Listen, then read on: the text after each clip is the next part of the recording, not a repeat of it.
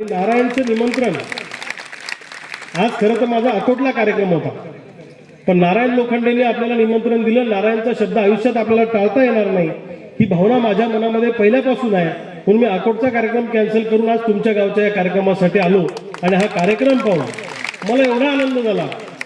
माझ्या म्हणजे असा कार्यक्रम माझ्याही गावात मी घेतला पाहिजे अशी प्रेरणा आता मला तुमच्यापासून मिळाली. खूप सुंदर कार्यक्रम. कसं असतं, शाळेतला पोरगा वर्गात जर का पहिला आला, सगळ्या गल्लीनं कौतुक केलं, गावानं कौतुक केलं, पण आई वडिलांना जोपर्यंत पाठीवर थाप मारली नाही किंवा मारत नाही तोपर्यंत पोराला पहिला येण्याचं कौतुक वाटत नाही. लक्षात घ्या. हे इथं इकडे जे सगळे बसलेले आहेत फेटे बांधून, यांचं कौतुक सगळ्यांनी केलं असेल.